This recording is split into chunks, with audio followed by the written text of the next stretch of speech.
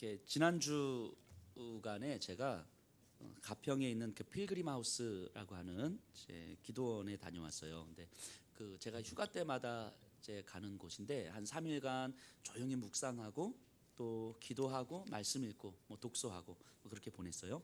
그런데 그 필그림 하우스라는 곳에서 이렇게 철로 역정 세미나라는 게 있어요. 그래서 존 버년의 철로 역정이라는 책의 순례 코스를 따라서 이 외부의 조형물들을 이렇게 만들어서 그 코스대로 이렇게 다니면서 설명도 듣고 기도도 하고 찬양도 하는 거예요. 참 좋습니다. 그런데 순례의 코스는 다 이제 찬양하고 기도하는 시간을 제외하고는 침묵이거든요. 다 조용히. 그래서 이 철로역정 세미나를 하기 전에 이제 조그만 세미나 룸에서 스텝이 이제 오리엔테이션을 합니다. 뭐 여러 가지 이렇게 이야기를 한 다음에 처음부터 주장창 강조하는 게 있었어요. 핸드폰은 반드시 끄셔야 됩니다. 순례 중에 핸드폰이 울리면 안 됩니다. 그리고 절대 침묵입니다. 옆에 사람하고 절대 이야기를 나누면 안 됩니다. 이거를 한두 번이 아니고 계속 강조하고, 그리고 이제 마지막 나가기 전에 자 우리 옆에 사람하고 이야기합시다. 우리 침묵합시다. 뭐 이렇게 서로 또 침묵합시다. 뭐 그랬단 말이에요. 그리고 이제 세미나실을 나서서 바깥에 이제 순례 코스를 따라 이제 가는 거예요. 세미나실을 나서 물을 딱 나서는데 진짜 거짓말 안 하고 5초도 안 돼서 제 뒤에서 아마 제가 권사님들을 절대 폄하하는 거 아니에요. 근데 연배를 보니까 권사님 다 권사님 집사님 목회자들이니까 거기 오시는 분들은. 근데 진짜 5초도 안 돼서 야 너 그 가방 뭐야? 야 그거 어디서 샀어? 이 얘기가 막 들리는 거예요. 진짜 5초도 안 돼서 그렇게 막 얘기하고. 그래서 제가 뒤를 살짝 돌아보려고 하다가 민망해 하실 것 같아서 안 돌아보고 이렇게 이제 갔어요. 그럼 속으로 어떤 생각이 들었냐면, 야 어떻게 저렇게 지금 정말 주장창 침묵합시다 서로 이야기하고 다짐도 하고 했는데 진짜 시간이 한참 지난 것도 아니고 5초도 안 돼서 그 가방이 그렇게 궁금했을까? 저 가방 어디서 샀는지가 그렇게 궁금했을까? 이 마음이 드는 거예요. 정말 이 침묵순례라고 하고 왔는데, 그것도 제가 볼 때는 충분히 권사님 연배셨는데 저희 교회 권사님들 같지 않으신 것 같아요. 근데 어떻게 저러지? 사람들이 어떻게 저러지? 아마 이런 생각을 했어요. 침묵해야겠다고 다짐을 했을 때는 진심이었을 거예요.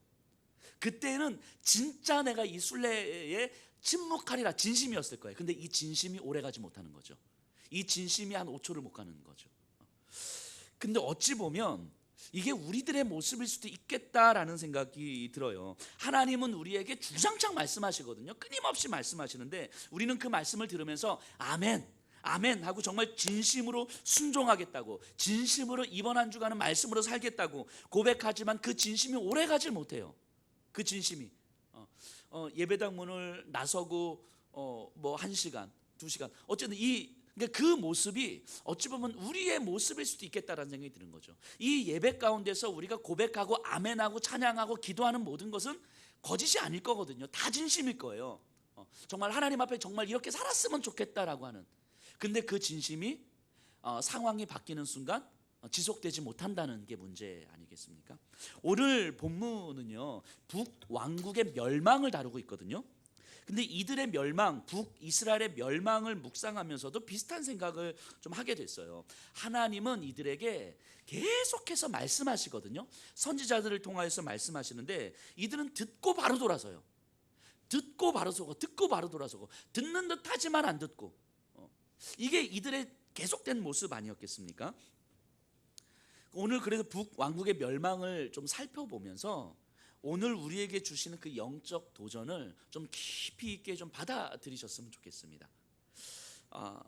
오늘은 아마 1절부터 6절까지를 좀 먼저 살펴보고 다음 시간에 그 이후를 살펴볼 텐데요. 오늘은 북왕국이 멸망하는 장면을 좀 묘사하고 있고요. 그리고 7절 이하에서는 왜 이들이 멸망할 수밖에 없었는지를 좀 더 구체적으로 설명을 하는데, 먼저 우리 1절 2절을 제가 한번 읽어볼게요.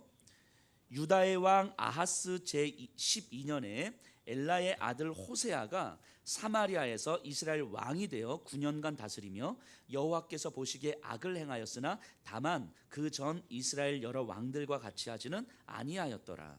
자, 북왕국의 마지막 왕은 호세아입니다. 호세아. 같은 이름의 선지자도 있었죠. 심지어는 동시대를 삽니다. 호세아 왕과 호세아 선지자는. 자, 근데 2절에 보니까요, 이 호세아 왕을 평가를 하는데 우리가 이제까지 열왕기서를 보면서 북왕국의 왕들을 어떻게 평가했는지 이제 우리가 좀 알잖아요. 주로 어떻게 평가했어? 거의 대부분이 아니라 뭐 다였죠. 자, 저가 여호와 보시기에 악을 행하였고 여로보암의 길로 행하였더라. 다 이렇게 평가했어요. 근데 2절에 보니까 여호와께서 보시기에 악을 행하였으나 다만 그 전 이스라엘 여러 왕들과 같이 하지는 아니하였더라. 그러니까 그 전의 왕들보다는 좀 나았더라. 이 여로보암의 길로 행했다는 말이 없어요. 그러니까 호세아는 그래도 그나마 나은 왕이었다 이렇게 이야기하는 것 같아요. 자, 그러니까 하나님 보시기에는 악하지만 그 전 왕들처럼 악하지는 않았다. 그러니까 어찌 보면 이렇게 생각할 수도 있어요. 그래도 호세아 왕은 다른 왕들보다 더 낫지 않습니까?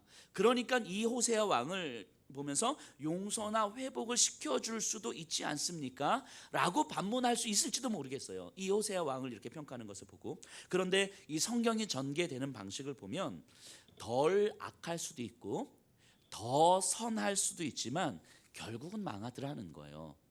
결국은 예전에 제가 잠시 비유를 든 적이 있는데 이제 생각을 해보세요. 이제 세 명이 부산항에서 출발해서 저 태평양을 건너서 미국 아메리카 대륙까지 수영을 해서 가려고 그래요. 수영을 해서 자, 세 사람인데 첫 번째 사람은 수영 선수예요. 수영 선수. 평생을 수영만 했고 수영에 완전 자신 있는 사람이죠. 두 번째는 선수만큼은 아니지만 취미로 매일 수영을 했던 사람이에요. 그러니까 수영 자신이 있어요. 세 번째는 저 같은 사람이죠. 물에만 들어가면 꼬르륵 잠겨요. 물에만 들어가면 뭐 한 5초도 못 버텨요. 이렇게. 자, 이 세 사람이 부산항을 출발합니다. 자, 태평양을 건너서 이제 아메리카 대륙을 가려고 합니다. 자, 누가 먼저 도착할까요? 자, 누가 먼저 도착할까요? 수영 선수요? 아무도 도착하지 않죠. 아무도 갈 수 없어요. 자, 생각해 보세요. 저는 수영을 시작한과 동시에 저는 아마 가라앉았을 거예요. 혹시 수영 선수라고 생각하시는 분 계셔요? 자, 저 같은 사람은 이게 가라앉았을 것이고요. 두 번째, 수영을 취미로 했던 사람은 1km까지는 잘 수영해서 갔을 거예요. 그러다 가라앉았을 거예요. 자, 수영 선수는 그들을 바라보면서 저를 바라보면서 비웃으면서 아유, 저 수영도 못하는 것들 하면서 10km까지는 엄청 잘 갔을 거예요. 그리고 가라앉았을 거예요. 자, 우리의 눈으로 볼 때는요, 수영 선수와 저는 하늘과 땅 차이예요. 하늘과 땅 차이.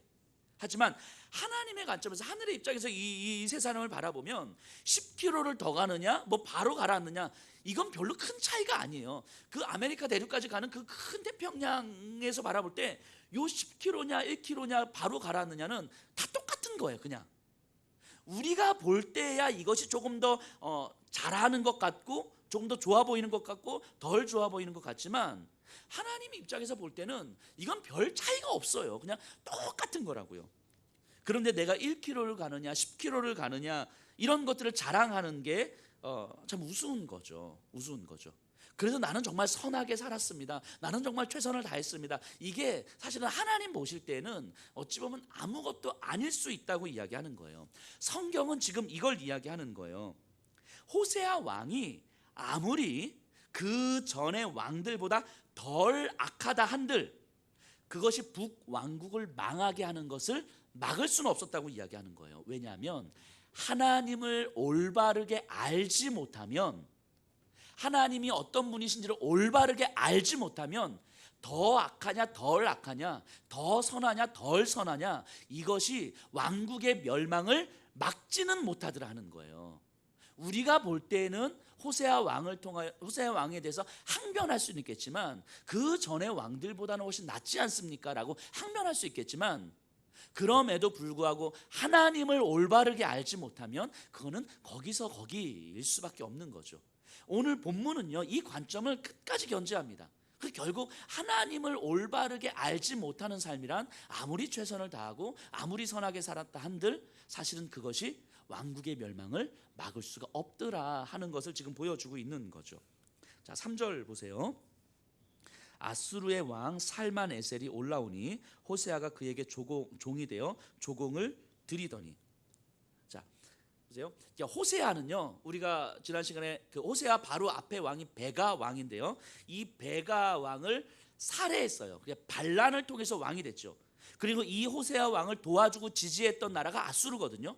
그러니까 이 호세아는 아수르의 도움을 힘입어서 반란을 저질렀고 그래서 본인이 왕이 된 거예요. 그러니까 호세아는 이 왕이 될 때부터 이제 태생적 한계가 있었던 거죠. 아수르에게 이제 발목을 잡힐 수밖에 없었어요. 그래서 아수르 왕은 호세아에게 그것을 빌미로 조공을 요구했고 호세아는 아수르 왕에게 조공을 드릴 수밖에 없었습니다. 그런데 이 아수르 왕에게 조공을 바치는 게 사실은 쉽지 않았어요. 그 당시에 보면 아수르는요 굉장히 잔인한 나라거든요. 굉장히 진짜 잔인하고 진짜 나쁜 나라 같아요. 어쨌든 마치 종 부리듯이 북왕국과 호세아 왕을 부리며 감당할 수 없는 것들을 계속 요구하는 거예요. 감당할 수 없는 것들을. 그러니까 이 호세아 왕의 입장에서는 아수르 때문에 왕이 됐지만 아수르의 그 횡포를 견딜 수가 없는 거예요. 그래서 이 호세아 왕은 아수르 몰래 이 남쪽에 있는 이 애굽 왕에게 손을 내밉니다. 그래서 이 애굽과 함께 반 아수르 전선을 피려고 해요. 그러니까 아수르에게 대항하려고 하는 거죠. 그런데 결국 이게 아수르에게 발각이 돼요. 그래서 이 호세아 왕을 사로잡아서 감옥에 가두어 버리죠. 한 나라의 왕을 감옥에 가두는 거예요. 그러니까 나라가 망하는 거죠. 자, 4절 보세요. 그가 애굽의 왕 소에게 사자들을 보내고 해마다 하던 대로 아수르 왕에게 조공을 드리지 아니하매 아수르 왕이 호세아가 배반함을 보고 그를 옥에 감금하여 두고. 자, 이제 한 나라의 왕이 완전히 잡혀서 지금 나라가 무너진 거예요. 괜히 아수르에게 대항하려고 했다가 무너진 거죠. 자, 근데 이스라엘 나라의 지형을 한번 생각해 보세요. 지리적으로 아마 성도님들이 보실 때는요, 이스라엘이 있으면 그러니까 요 서쪽으로는 바다예요, 지중해.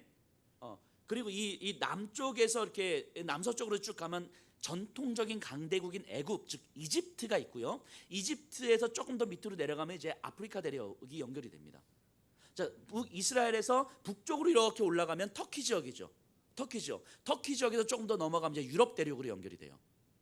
이스라엘에서 동쪽 지역으로 쭉 가면 이제 아수르, 바벨론, 바사 지역으로 연결되는 아시아 대륙이 연결이 되죠. 아시아 대륙. 그런데 이스라엘은 아주 작은 나라거든요. 아주 작은 나라. 이 아주 작은 나라를 둘러싸고 남쪽으로는 이집트와 아프리카 대륙이, 북쪽으로는 터키와 유럽 대륙이, 동쪽으로는 이 아시아 대륙, 강대국들이 포진되어 있는 아시아 대륙이, 그리고 서쪽으로는 지중해 바다가. 이게 이스라엘의 지정학적 위치였었어요. 그러니까 이 애굽과 이집트와 아프리카 대륙이 뭐 아시아나 터키나 유럽 쪽으로 가려면 반드시 이스라엘을 지나갔었어야 됐어요. 또 아시아의 강국이 이 이집트나 아프리카 쪽으로 오려면 반드시 이 이스라엘을 지났어야 됐었어요. 그러니까 이 작은 나라는 강대국의 전쟁터가 될 수밖에 없는 거예요. 지정학적으로 그럴 수밖에 없어요. 그래서 맨날 이리 치이고 저리 치이는 삶을 살아가는 거죠. 이게 이스라엘의 지정학적 위치예요. 하나님은 하나님의 백성을 항상 이 풍전등화와 같은 지역에 놓아두신 거예요. 항상 불안하고 어느 나라에 붙어야 안전할지를 항상 고민해야 되고 국제 정세에 항상 예민해져야만 하는 그런 지역에 놓아두신 거예요. 하나님의 백성을. 하나님께서 개인적으로 생각하면 이런 거겠죠. 안전이 보장되지 않는 삶, 그래서 내일 어떻게 될지 모르는 불안 속에 우리를 놓아두신 거죠. 항상 내 안에서 고민거리가, 걱정거리가 끊이지 않는 그런 삶의 현장 속에 우리를 놓아두셨다고 이야기하는 거예요. 근데 그러면서 하나님은 이 땅, 하나님의 백성을 놓아두신 이 땅을 뭐라고 부르셨냐면 약속의 땅이라고 불렀어요. 이렇게 풍전등화와 같은 불안한 삶을 살아갈 수밖에 없는 이 지정학적 위치를 보면서 하나님은 약속의 땅이라고 그랬어요. 왜 그랬겠습니까? 하나님께서 이 땅을 바라보면서 왜 약속의 땅이라고 말씀하셨겠어요? 현실을 보면 만족하고 안전할 만한 것들이 하나도 없기 때문에 오직 하나님으로만 설명되고 하나님만이 우리의 안전과 평안을 책임져 주시는 분임을 믿는 그 믿음으로 살 수 있는 땅이기 때문이에요. 이 땅은. 그래서 하나님의 약속, 나는 너희의 하나님이 되고 너희는 내 백성이라는 그 약속, 내가 너희를 끝까지 책임질 거라는 그 약속, 이 약속을 하는 내가 이 세상에서 유일한 신이자 창조주임을 기억하라는 그 말씀으로만 살 수 있는 땅이 바로 여기이기 때문인 거예요. 이 땅에서는 땅의 수확, 어떤 제국적 힘으로 살아갈 수 있는 땅이 아니라 하나님, 창조주 하나님의 약속을 믿는 그 믿음이 아니면 살 수 없는 땅이기 때문에 하나님은 하나님의 백성을 이곳에 놓아두시고 이곳을 약속의 땅이라고 말씀하신 거예요. 그리고 그 약속을 믿는 자들에게는 세상 어디에서도 경험할 수 없는 안전과 평안을 허락해 주시는 거죠. 그래서 다윗 시대에 우리는 그것을 경험했고 엘리야와 엘리사 시대에 그것을 경험했어요. 이스라엘은요, 자신들이 있는 곳이 약속의 땅이라는 것을 기억했었어야 됐어요. 그래서 너는 나 외에 다른 신을 두지 마라 라고 하신 이 첫 계명을 기억했었어야 했어요. 하나님께서 이스라엘에게 주신 모든 말씀 다 이거였어요. 내가 창조주다. 나 외에 다른 신은 없다. 도대체 지금 너의 신이 무엇이냐? 돈이냐? 군대냐? 아수르냐? 애굽이냐? 그것들이 너를 지키고 너를 살게 하는 것이 아니다 라는 것을 끊임없이 말씀하시는 거예요. 하나님은 처음부터 지금까지 말씀하시는 것이 바로 이거였단 말이죠. 내가 창조주다. 나 외에 다른 신은 없다. 너의 앞에 다른 신을 두지 마라. 그런데 지금 네가 신으로 삼고 있는 것들이 무엇이냐? 너가 있는 그 약속의 땅에서는 다른 그 어떤 존재로 살 수 있는 곳이 아니다라는 것을 말씀하시는 거예요. 호세아 왕도 이것을 깨달았어야 됐거든요. 아수르에게 조공을 바치는 것이 너무 힘에 겨워서 더 이상은 못 견딜 것 같았을 때 호세아는 생각했어야 됐어요. 그럼 도대체 어떻게 해야 되는가? 아수르를 더 이상 견딜 수는 없을 것 같은데 왜 이렇게 힘에 겨운가? 그때 내가 서 있는 이곳이 약속의 땅이구나. 내가 서 있는 이곳이 하나님으로 설명되는 땅이구나. 내가 서 있는 이곳은 창조주 하나님을 믿는 그 믿음, 하나님이 나의 왕되심을 믿는 그 믿음으로만 살아갈 수 있는 땅이구나라는 것을 기억했었어야 됐어요. 하나님을 찾았어야 됐다고요. 하나님 외에 나를 지키실 분이 없다라는 것을 생각했어야 됐어요. 나라의 운명이 지금 다 끝난 듯 하지만 그래도 내가 하나님 앞에 다시 나아가야 되는구나. 이거를 기억했었어야 됐어요. 그런데 호세아는요, 아수르에 의해서 힘에 겨운 상황을 애굽으로 해결하려고 했어요. 애굽으로. 근데 이 호세아의 모습이 오늘날 우리들의 모습하고 너무 닮아 있다라는 생각을 좀 해보게 됩니다. 자, 하나님은 분명히 우리를 저주하시는 분이 아니에요. 우리를 일부러 기도 안 했다고 치고 이러시는 분이 아니시죠. 하지만 때로는 고난을 통해서 우리에게 하나님을 기억하라고 말씀하시는 거예요. 몸이 아프고 경제적으로 어렵고 자녀의 문제가 있고 이런 상황 속에서 우리들의 마음이 무너지지요. 힘이 듭니다. 그래서 하나님을 찾아요. 하나님 도와주세요. 하나님 지켜주세요. 찾습니다. 그런데 하나님께 도움을 요청하지만 하나님께로 돌이키지를 않아요. 하나님 도와주세요라고 하나님을 찾는 듯하지만 우리의 삶이 하나님께로 돌이키질 않아요.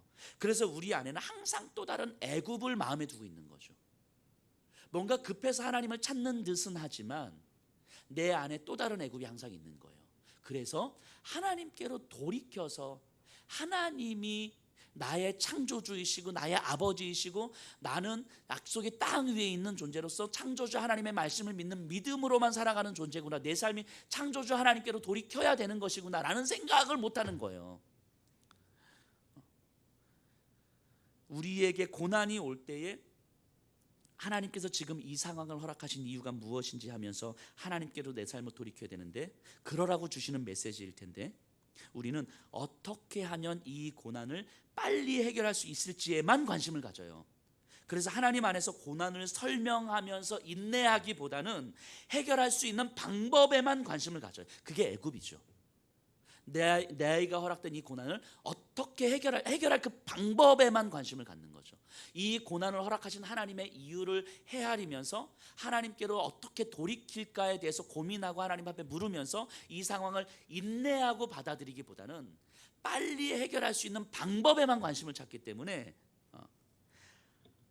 하나님께로 돌이키지 못하는 거예요. 그래서 이 고난의 상황이 해결되면 더 이상 하나님을 찾지 않게 되는 거죠. 돌이키지를 않으니까. 이게 호세아의 모습 아닙니까? 아수르에 의해서 힘에 겨운 이 상황을 하나님 안에서 설명하면서 하나님께로 돌이켜야 되는데 돌이키지를 않아요. 그래서 자기 안에 또 다른 애굽, 또 다른 힘을 기대하는 거죠. 그래서 애굽을, 이 상황을 어떻게 해결할 것인가. 그 애굽과 손을 잡으면 이 상황이 해결될 수 있지 않을까. 해결할 수 있는 그 방법에 관심을 갖는 거죠. 이 성도님도 우리 성도님들하고 이렇게 이야기를 나누면서 우리 성도님들이 경험하고 있는 여러 고통의 문제들이 있잖아요. 힘겨운 이야기를 들을 때마다 저도 마음이 아파요. 그래서 기도를 하지요. 이렇게 기도해요. 하나님, 빨리 낫게 해주십시오. 자녀의 마음을 빨리 돌이키게 해주십시오. 경제적인 문제도 하나님 해결해 주십시오. 이렇게 기도해요. 우리 성도님들이 힘겨움이, 고통의 문제가 빨리 해결될 수 있도록 저도 기도합니다. 왜냐하면 성도님들이 힘겨워하는 것을 보는 게 저도 힘들기 때문이죠. 조금 더 편안했으면 좋겠고, 조금 더 안전했으면 좋겠고, 조금 더 풍성하게 살았으면 좋겠거든요. 진짜로. 그런데 항상 이렇게 기도를 마무리하게 돼요. 하나님, 우리 집사님의 건강의 문제가, 자녀의 문제가, 직장의 문제가, 경제적인 문제가 있는데 우리 집사님에게 이 상황이 전부로 받아들여지지 않게 해주십시오. 집사님이 하나님 안에서 답을 찾을 때까지 이 상황을 인내하고 견디게 해주십시오. 하나님 안에서 답을 찾기 전에는 현실에서 답을 찾지 않도록 해주십시오. 이렇게 기도를 해요. 저도 성도님들의 문제가 빨리 해결됐으면 좋겠고, 저도 성도님들의 고통이 빨리 치유됐으면 좋겠거든요. 그 상처와 아픔이 빨리 회복됐으면 좋겠거든요. 그런데 그것이 빨리 회복되고 빨리 치유되고 빨리 해결되고 이게 전부가 되는 순간 우리 안에는 또 다른 애굽을 품고 있게 되는 거라고요. 그래서 이렇게 기도를 합니다. 하나님 안에서 답을 찾을 때까지 인내하게 해주십시오. 하나님 안에서 답을 찾을 때까지 현실의 답을 붙들지 않게 해주십시오. 그래서 하나님을 깊이 만나게 해주십시오. 근데 이게 정말이니까요. 이게 진짜니까요.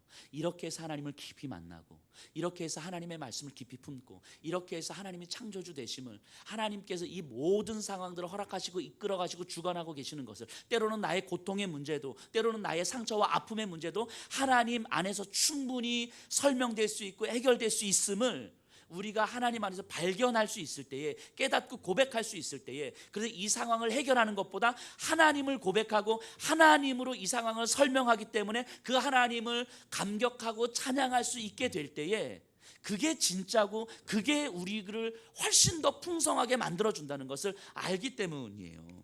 그것을 기억하라고 끊임없이 하나님은 우리에게 말씀하시는 것이니까, 우리에게 그 하나님을 더 깊이 만나게 하시려고 우리에게 눈물을 주시는 것이니까, 그러니까 그 하나님 경험해야 되는 거잖아요. 그 하나님을 경험해야 되는 거라고요. 그 하나님을 경험하지 않으면서 내 삶의 고통의 문제가 해결되기를 바라는 그 마음은 우리에게 끊임없이 아수르가 아닌 애굽을 품는 마음일 수밖에 없어요. 근데 호세아 왕은 애굽을 품었죠.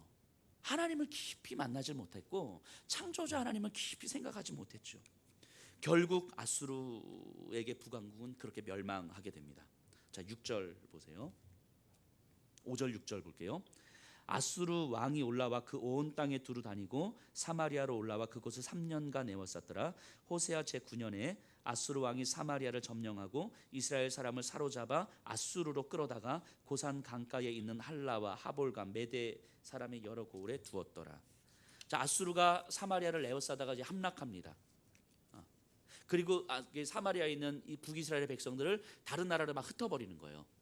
이게 이제 민족 이주 정책이잖아요. 우리나라도 그런 경험이 있지 않습니까? 식민지 지하에서 만주로, 하얼빈으로, 하와이로, 쿠바로 다 이렇게 민족 이동을 시켰잖아요. 그 나라의 집중력, 반란의 씨앗을 제거하는 거죠. 그리고 이민족들을 이렇게 이 사마리아로 데리고 오지요. 어쨌든 이렇게 해서 북왕국이 멸망을 해요. 자, 이 북왕국의 멸망하는 과정들을 다시 한번 좀 돌아와 봅니다. 자, 이들은요, 자신들을 존재하게 한 창조주를 기억하지 못했어요. 창조주 앞에 삶을 맡기질 못했습니다. 창조주의 약속을 믿지를 못했어요. 자, 창조주 하나님을 생각해 보세요. 하나님은 우리에게 자신을 계시해 주시거든요. 그런데 많은 경우 하나님이 이해가 안 될 때가 많아요. 하나님이 왜 내가 이런 어려움을 경험해야 되는지, 왜 우리가 이 지정학적으로 이렇게 풍전등화와 같은 이런 지역에 살아야만 하는지, 정말 하나님은 살아계신 것이 맞는지, 도대체 지금 나는 뭘 해야 되는 것인지, 왜 하나님은 침묵하고 계시는지 이해가 안 될 때가 많아요. 그래서 하나님의 말씀을 따르는 것이 싫고 어려운 거예요. 그래서 창조주께서 당신의 피조물의 형상인 인간이 되셨다는 사실도 사실은 잘 이해가 안 돼요. 심지어 인간의 손에 피를 흘리며 죽으셨다는 사실도 이것이 우리에게 주신 약속이라는 것도 잘 이해가 되지 않습니다. 창조주가 나를 위해서 십자가에서 죽으셨는데 그 십자가의 은혜가 나에게 참 생명을 주시는 복음이라는 것도 사실은 우리가 이해할 수가 없어요. 이해가 되지 않습니다. 그렇게 참 생명을 얻은 나에게 내가 너를 사랑했듯이 너도 이 세상을 사랑하라 라고 하는 그 십자가의 사랑의 말씀도 사실 우리가 듣고 따라가기가 쉽지 않은, 소화할 수 없는 말씀이죠. 내 안에 그리스도의 생명으로 살아야겠기에 자기를 부인하며 살아야 하는 것도 받아들여지질 않아요. 그래서 꼭 그렇게만 살아야 합니까? 뭐 이런 이야기가 우리에게 나오는 거죠. 부활하신 예수님께서 반드시 다시 오셔서 영원한 삶을 주실 것이기에 이 땅에 살지만 이 땅이 전부가 아닌 것처럼 살아야 한다는 말씀도 사실은 우리에게 소화가 되지 않습니다. 창조주 하나님께서 하시는 모든 일들과 그 말씀들이 사실은 우리에게 이해가 되질 않아요. 받아들여지질 않아요. 이해하려고 애써도 사실은 우리의 이해력으로는 창조주에 대해서, 그분이 하시는 일들과 그분의 말씀에 대해서 받아들여지질 않아요. 받아들일 수가 없어요. 그런데 어느 날 태초에 하나님이 천지를 창조하시니라, 이 말씀이 믿어지는 거죠. 말씀이 육신이 되어 우리 가운데 거하심에 그의 영광을 보니 아버지 독생자의 영광이라, 은혜와 진리가 그 안에 충만하다. 이 말씀이 믿어지는 거예요. 영접하는 자 곧 그를 믿는 자에게는 하나님의 자녀가 되는 권세를 주셨으니, 이 말씀이 믿어지는 거예요. 그분이 존재하시고 그분이 인간이 되시고 그분이 내 죄를 위해서 십자가에서 피 흘려 죽으시고 다시 살아나셨다는 사실이 이해가 되지는 않는데 믿어지는 거예요. 이해가 되지는 않는데, 이해가 안 되면요, 내가 받아들여지질 않으면, 내 안에 소화가 되지 않으면 하나님의 약속만을 의지하면서 살아가는 건 불가능한 거거든요. 내가 받아들여지지 않고 내가 이해가 안 되는데 그걸 어떻게 믿고 가요? 이해가 돼도 그 하나님의 약속과 하나님의 말씀은 내가 소화하기 너무 어려운 말씀인데, 근데 이해가 안 되는데 그게 믿어지는 거예요. 그래서 굴복하는 거예요. 이해가 되면 내 이해관계에 따라서 따라가겠지만 이해가 안 되는데 믿어지기 때문에 굴복하는 거예요.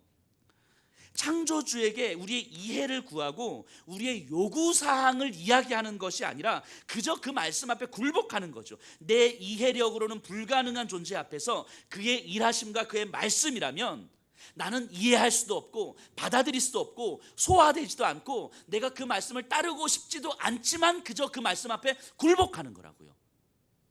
믿어지니까. 이해가 되는 게 아니라 믿어지니까.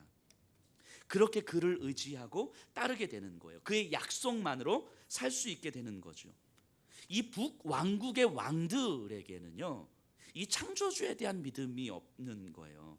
그래서 창조주의 약속만으로는 결코 살 수가 없는 거예요. 창조주께서 주시는 현실의 복은 필요하지만 그의 약속을 의지해서 사는 것은 불가능한 거예요. 이게 왕들의 모습이죠. 창조주께서 주시는 우리의 현실에서의 복은 필요로 하지만 그의 약속만을 붙들고 살아가는 것은 불가능한 거예요. 왜냐하면 그 말씀 앞에 굴복하지 않기 때문인 거죠. 믿어지기 때문에 굴복하는 은혜가 그들에게는 없었기 때문인 거죠. 그래서 우리 안에서 받아들여지고 소화되고 이해될 수 있는 정도 안에서 내 현실의 길을 찾아가는 거예요. 그래서 현실적으로 훨씬 더 타당한 길이 앗수르 아니면 애굽이었던 거죠. 하나님의 그 약속, 창조주의 그 약속은 내 이해력 범위를 벗어나는 거예요. 그래서 현실적으로는 고려의 대상이 아니었던 거예요. 그것을 선택할 수가 없는 거예요. 근데 믿어지는 은혜를 통하여서 그 앞에 굴복하게 되는 건데, 이 북왕국의 왕들에게는 이 은혜가 없었죠. 이 믿음이 없었죠. 이 모습을 보면서 오늘날의 교회를 저는 좀 생각해 보게 됩니다. 오늘 설교의 제목이 교회를 망하게 하는 세 가지 이유. 너무 이제 부정적이지 않은가? 또 우리 성도님들 제목만 보고 또 마음 힘드시지 않을까 싶은 생각이 들었지만 한번 생각해 보게 돼요. 창조주 하나님 앞에 굴복함이 없는 교회. 하나님께서 주시는 현실의 복은 필요하지만 그의 약속만을 의지해서 살지 않는 교회는 결국 망하게 되어 있습니다. 그런 교회는 망하게 되어 있어요. 이 디트리 본헤퍼 목사님이라고 계세요. 독일의 2차 대전 때 반나치 운동을 하다가 형장의 이슬로 이렇게 사라지신 분인데, 이 본헤퍼 목사님이 이렇게 말씀하셨어요. 교회를 망하게 하는 가장 큰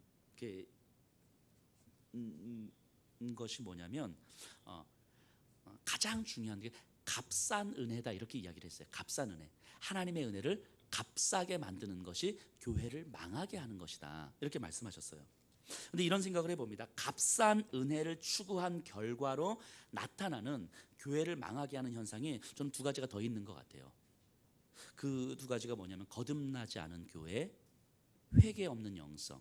그래서 저는 이 세 가지를 교회를 망하게 하는 세 가지라고 생각해 봤어요. 값싼 은혜를 추구하는 것, 거듭나지 않은 교회, 회개 없는 영성. 이 세 가지가 교회를 망하게 하는 세 가지 이유다라는 생각을 하게 됩니다. 근데 이것을 생각해 보면 이 북왕국이 이스라엘이 망하게 된 이유도 바로 여기에 다 걸려요. 하나님의 은혜를 너무 값싸게 여기고, 그렇기에 거듭남, 회심을 소홀히 여기고, 그리고 회개 없는 영성, 회개 없는 기도, 회개 없는 예배, 회개 없는 제사. 이들이 이 북왕국 안에서 보여줬던 모습들 아닙니까? 자, 값싼 은혜가 무엇입니까? 우리가 얻은 은혜는 예수 생명을 대가로 받은 영원한 생명이기 때문에 내 삶은 예수님의 죽음이 헛되지 않도록 살아야 하는 거잖아요. 내 삶은 영원을 얻었기 때문에 죄를 포기하는 삶이어야 되는 거잖아요. 이게 예수 생명으로 얻은 은혜 아닙니까? 그런데 죄를 포기하는 삶을 살지 못하는 것, 회개 없이도 얼마든지 하나님의 자녀로 살 수 있다고 생각하는 것, 이것이 바로 값싼 은혜죠. 값싼 은혜. 내가 회개함이 없이도 내 죄를 끌어안고 살아가고 있음에도 불구하고 나는 얼마든지 하나님의 자녀로 살 수 있다고 생각하는 것, 이게 값싼 은혜죠. 그래서 회개가 없어도 죄를 용서하는 설교가 값싼 은혜인 것이고, 공동체의 훈련과 검증 없이, 공동체의 검증 없이 세례를 주는 것이 값싼 은혜인 것이고, 죄의 고백 없이 참여하는 성찬이 값싼 은혜인 것이고, 인격적인 회개와 참회가 없는 용서의 확신이 값싼 은혜인 거죠. 하나님께서 우리에게 주신 예수 그리스도의 십자가로 인하여서 우리에게 허락하신 은혜는 이런 값싼 은혜가 아니다라고 하는 거예요. 우리로 하여금 뭘 해야 된다, 어떤 율법적인 어떤 것을 요구하는 게 아니에요. 우리가 받은 그 은혜의 무게감에 대한 이야기를 하는 거예요. 창조주의 생명을 대가로 우리가 구원을 받은 거라고요. 창조주의 생명을 대가로 우리가 이 영원한 생명을 얻은 거라고요. 그 대가의 무게를 너무 소홀히 여기기 때문에 우리의 삶이 죄를 끌어안는 삶을 살고 있음에도 불구하고, 내 욕망을 중심으로 살아가고 있음에도 불구하고, 내 삶에서 죄에 대한 점검과 회개가 없음에도 불구하고 여전히 나는 하나님의 자녀요, 예수님을 믿는 사람이라고 생각하는 그 삶의 모습이 바로 값싼 모습, 값싼 은혜라고 이야기를 하는 거죠. 그래서 값싼 은혜에 익숙해지면 회심을 강조하지 않습니다. 회심이 무엇입니까? 예수님을 나의 구주로 영접하게 되는 사건이잖아요. 내가 온전히 철저히 죄인임을 고백함과 오직 예수 십자가 위에 예수 그리스도를 믿음으로만 내가 구원에 이를 수 있다는 것을, 그래서 예수님을 나의 구주로 영접하게 되는 사건이 회심이거든요. 그래서 예수님이 나의 구주이시고 주인이시라는 것을 가르치고 경험해야 되는데, 사실 그 회심이 강조되질 않아요. 그저 예수님을 믿으면 된다고 생각해요. 그런데 예수님은 믿지만 예수님은 나의 주인이심을 고백하진 않아요. 예수님이 내 삶의 결정권자라는 것을 받아들이진 않아요. 마치 이순신 장군을 믿는 것처럼 예수님을 믿는 거예요. 나 예수님 믿어요. 하지만 그 예수님이 내 삶을 다스리시는 분이라는 것을 받아들이진 않아요. 회심을 강조하지 않는 거죠. 그래서 교회가 이 거듭남, 회심을 강조하지 않으면 예수님을 믿는다고 고백하는 사람들은 많지만 정말 예수님이 누구이신지를 모르고 믿는 사람들로 넘쳐나는 거예요. 예수님을 내 삶의 결정권자로 받아들이지 않으면서도 예수님을 믿는 사람들로 교회는 넘쳐나는 거라고요. 그래서 교회가 망해가는 거예요. 교회가 회개 없는 영성은 말할 필요도 없죠. 회개 없는 영성은 나 자신을 말씀 앞에 비추어 회개하지 않는 신앙은 결국 내가 중심이 되는 신앙이잖아요. 회개를 한다는 건 내 삶의 기준을 하나님의 말씀, 그 하나님께 둔다는 의미인데, 그 회개가 없는 신앙은 내 삶의 중심이 결국 나라는 이야기잖아요. 내가 중심이 되고 내 삶의 주인이 예수님임을 고백하지 못하면서 예수님을 믿는다고 생각하고, 그래서 내가 받은 은혜로 나는 여전히 그냥 천국 가니까 하나님의 자녀는 그 어떤 경우에서도 이렇게 취소될 수 없으니까 라고 하는 그 얄팍한 믿음 하나 가지고 마치 내가 그리스도인인 것처럼 살아가는 그 값싼 은혜의 삶, 이것이 교회를 망하게 하는 세 가지라고 생각을 합니다. 그리고 보네포 목사님도 이것을 그렇게 강조하셨던 것 같아요. 우리를 한번 좀 돌아보셨으면 좋겠습니다. 우리를 정말 진지하게 돌아보셨으면 좋겠습니다. 정말 우리가 예배의 자리에는 매주 나오고 있지만, 우리가 하나님에 대해서, 예수님에 대해서 익숙해져는 있지만 정말 망하는 길로 가고 있지는 않습니까? 제가 지금 청소년 아이들 세례 교육을 지금 하고 있거든요. 이제 한 달간 우리 청소년부 전사님이 전체적으로 진행하는데 한 달 정도 저하고 이제 점검을 해요. 제가 이렇게 물어봐요. 이렇게 다 교회를 좀 오래 다녔던 아이들이기 때문에 정말 너 예수님을 믿니? 다 믿는다고 이야기. 다. 자, 그럼 예수님이 너의 주인이시라는 사실을 믿어? 예, 믿는다고 고백해요. 아, 그럼 너는 하나님 앞에서 네가 정말 살 수 없는 죄인이었다는 사실을 깨달았어? 글쎄요. 예수님이 너의 삶의 순간순간에 결정권자로서 영향력을 미쳐? 아니요. 너의 삶에서 예수님을 믿는다는 삶의 증거가 좀 있어? 없는데요. 기도는 하니? 아니요. 말씀을 읽니? 아니요. 너 예수님을 믿는다는 걸 어떻게 확신해? 질문을 던져요. 그래서 우리 아이들이 지금 혼란에 빠졌어요. 그래서 어제 교육을 했는데 어제는 아이들이 다 저 예수님을 안 믿는 것 같아요. 진짜 우리 자신도 마찬가지고 우리 자녀들도 마찬가지고 정말 진지하게 돌아보셔야 돼요. 우리가 값싼 은혜에 익숙해져 있지는 않은가? 거듭남에 대해서 우리가 진짜 강조하고 중요하게 여기고 있는가? 우리 자녀들의 거듭남, 우리 자녀들의 회심의 경험에 대해서 알고 있는가? 내 자녀가 진짜 회심했는지 안 했는지에 대해서 충분하게 점검할 수 있는가? 회개가 없는 영성, 이것이 우리에게 익숙한 모습은 아닙니까? 이 북왕국은 이 세 가지를 다 가지고 있었어요. 하나님의 복을 필요로 했지만 하나님께 의지하려 하지 않는 값싼 은혜, 하나님께로 돌아가야 하는 거듭남의 부재, 회개하지 않는 신앙이 바로 북왕국의 모습이었죠. 약속의 땅에 있으면서도 약속의 의미를 알지 못했던 이스라엘 백성이었어요. 그래서 은혜를 값싸게 만들었습니다. 오늘날 우리도 똑같잖아요. 우리도 약속의 땅에 있잖아요. 예수 그리스도의 십자가 위에 있는 거잖아요. 그 예수 그리스도의 십자가가 우리에게 약속이잖아요. 우리는 약속의 땅에 있는 거거든요. 예수 십자가의 약속 안에서, 그래서 이 약속을 믿으면서 하나님을 경험하는 삶을 사셔야 되는 거잖아요. 그러니까 우리 안에서 아수르냐 애굽이냐 돈이냐 명예냐 성공이냐 인정이냐 칭찬이냐 안전이냐 평안이냐, 이것이 아니라 오직 그 하나님의 약속 안에서, 십자가 위에서 주신 하나님의 약속 안에서 하나님을 경험하는 삶을 우리가 살아야 되는 거라고요. 이것이 우리가 주장창 말씀하시는 하나님의 말씀 아닙니까? 그래서 그 약속은 우리에게 이렇게 선포하는 거예요. 먼저 그의 나라와 그의 의를 구하라. 그리하면 그 외 모든 것들을 너희에게 더하시리라. 이 약속이 우리에게 이렇게 선포하신 거라고요. 이 약속을 믿으셔야 되는 거예요. 우리의 관심이 그 외의 모든 것들을 더하시리라에 가 있으면 안 되는 거예요. 우리의 관심은 먼저 그의 나라와 그의 의를 구하라에 가 있어야 되는 거예요. 이게 십자가 위에서 우리에게 주신 약속인 것이고, 이 약속 위에서 이 세상 누구도 경험할 수 없는 안전과 평안의 삶이 우리에게 주어질 것이라고 하나님은 말씀하시는 거예요.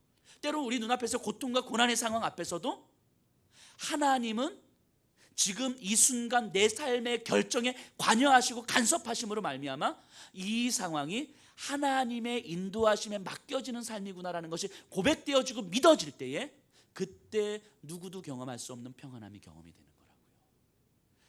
애굽이 없어도, 아수르가 없어도 우리에게 그 평안함이 경험이 되는 거라고요. 그래야 우리에게 주신 은혜가 값싼 은혜로 변질되지 않습니다. 그래야 교회가 살고 성도님들이 사는 거예요. 저는 이 자리에 계신 분들이 이 세 가지를 꼭 기억하셨으면 좋겠어요. 그리고 내 자신의 삶에서 진지하게 매일매일 점검하셨으면 좋겠어요. 내가 값싼 은혜에 익숙해져 있는 것은 아닌가? 거듭나지 않은 거듭남에 대해서 내가 소홀히 여기고 있는 것은 아닌가? 회개 없는 신앙이 바로 내 모습은 아닌가?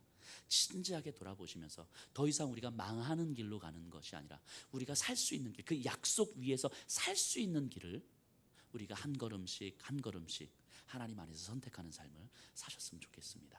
이 시간 우리 다 같이 일어나셔서 주님을